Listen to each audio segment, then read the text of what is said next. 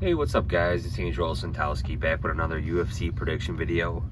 This time UFC 300 Pereira vs Hill. This event's going to go down in just under 3 weeks. Yep, the big event, UFC 300. It's going down from Las Vegas, Nevada, T-Mobile Arena, Saturday, April 13th, 2024. Prelims begin at 6. So let's get into it, guys. First fight up on the card. You know, this fight could headline most fight nights. Deiveson Figueiredo against Cody Garbrandt. Deiveson Figueiredo, he looked absolutely amazing in his bantamweight debut, man. I mean, you can definitely say this guy probably should have went up to bantamweight a long time ago. You know, there's always that, you know, I even thought, you know, this guy would be too small, but man, he absolutely destroyed Rob Font on the feet, hurt Rob Font badly multiple times. Rob Font's a tough dude, credit to him.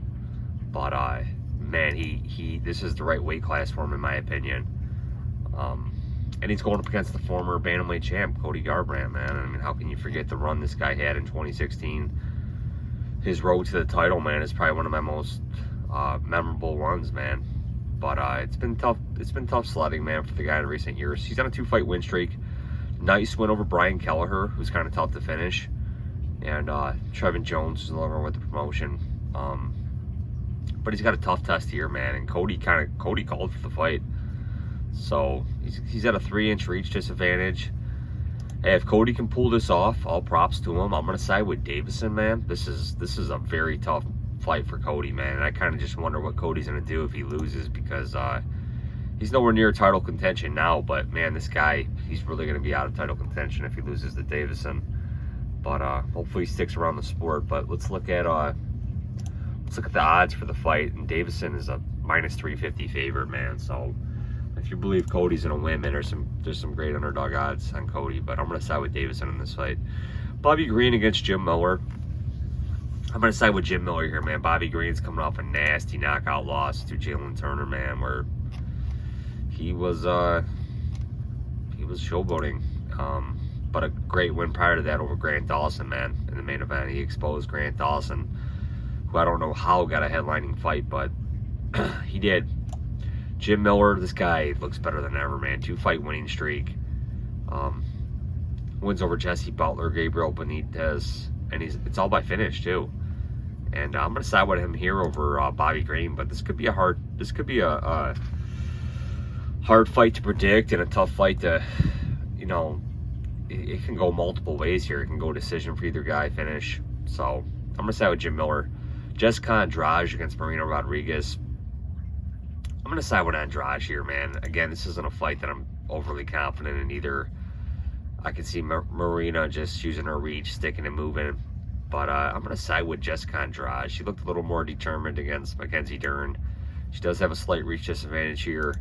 I think she could possibly hurt Marina Rodriguez. I'm not really sold. I mean, Marina's been exposed, man, for having a terrible grappling game. Again, I don't think she'll sniff title contention again, but she's still in there. She's still in the top 10 at strawweight. But I'm going to side with Jessica Andrade. Jalen Turner against Renato Moicano. Moicano's kryptonite over the years has kind of been power strikers, man. Guys with power, with decent takedown defense. Again, Rafael Fiziev, the guy got brutalized by RDA when he took this fight, I believe, on short notice a couple years ago, man. Props to him for hanging in there, but RDA schooled him bad, you know. And I think Jalen Turner, man, hopefully the guy's working on his takedown defense, because this guy is nasty striking, man. This guy can really hurt you. Took Bobby Green out, man, and he took that fight on very short notice. Again, kind of disappointing losses to Dan Hooker and Gamrot. You know, he could have kind of pulled that off against Gamrot, but he just couldn't stop the takedowns. He hurt Gamrot on the feet. You know, the Dan Hooker, you know, he knows how to squeak out some decisions, man, now that he's back at 55. But I'm going to side with Jalen Turner. Sodiq Yusuff against Diego Lopes. Man, Yusuff, he dropped the ball in the main event against Barboza. Again, you know, they gave him the test, and now the UFC, I think, is going to kind of test them against up-and-comers, man. And Diego Lopes, he is that. This guy is red hot. 2-fight winning streak. Wins over Pat Sabatini, Gavin Tucker. Again, lost to Evloev. And, that guy could be next to fight Ilya. So, I'm going to side with Lopes here to get it done. Holm against Kayla Harrison. Again, another fight where I think the odds are way off. Kayla Harrison, almost a 5-1 favorite against, the former bantamweight champion in Holm. And again, it's going to be striker versus grappler here for sure. And I'm going to side with the UFC. The person that's been in the UFC longer, and that's Holm. Kayla Harrison, she typically fights at 55, dropping down to 135. What's her cardio going to be like?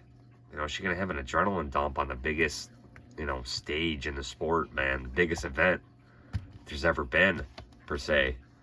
The most stacked card. And I'm going to go with Holm, but again, Holly just has not looked right in recent years, man. 42 years old. This might be the fight that Kayla Harrison makes her name up, but I'm going to side with Holm. Kattar against Aljamain Sterling. Sterling making his featherweight debut in the UFC. Kattar coming off that ACL tear or whatever that happened in that Arnold Mellon fight. And I'm going to side with Kattar here. It's another striker versus grappler fight, man. Sterling wants to get this down. Kattar wants to keep it standing. And Kattar's typically had good takedown defense, man. All these losses have all been stand-up affairs. So I'm going to side with Kattar to spoil Aljamain Sterling's 145-pound debut. Yuri Prochazka against Alexander Rakic. Very interesting fight. I'm going to actually side with Rakic here. He's a minus 135 currently on BetOnline. Prochazka, I expect him to look a little better than he did in that title fight to Pereira, man. That was just, I think both those guys looked off. They both took big shots. They were both rocked. He was on the verge of finishing Pereira. Pereira was on the verge of finishing Prochazka, and he eventually did. But, you're starting to hear more and more about different things coming out about Yuri. He was lost on a mountain in Nevada or something. I mean, it's just like you're really questioning what's going on with this guy. Is he, Rakic, he's, kind of saw what happened to his leg, almost 2 years ago against Jan Blachowicz. So, there's no guarantees how this fight's going to play out, man. Kind of see it being striking. Kind of see maybe, Rakic pulling out a 29-28. Could be a greasy decision here. I'm going to side with Rakic, but again, it won't surprise me if Yuri wins. Charles do Bronx Oliveira against Arman Tsarukyan. And I'm going to side with Tsarukyan here, man. Boy, how impressive was what he did to Beneil Dariush. Unbelievable. Just demolished him in the first round. 1 minute into the fight. God, I mean, he made it look easy. Beneil's got a glass chin, but Arman is taking care of business, man. And I do not think Makhachev wants to face Arman, man. That was they fought in Arman's debut, and hey, he took Makhachev all 3 rounds. But Charles do Bronx, 1-fight winning streak. He's coming off a win over Beneil as well, and that was back in the summer. And he hasn't been fighting often. He was supposed to fight Islam again, but got hurt. He got hurt. Volkanovski took the fight on short notice. I don't know, man. I don't really think Charles sniffs the title again, but I'm going to side with Arman here, man. Again, I think Arman's going to get the job done either by decision or knockout. Bo Nickal against Cody Brundage. It'll be interesting if this fight gets out of the first round, but I'm going to side with just Bo Nickal, man. His grappling.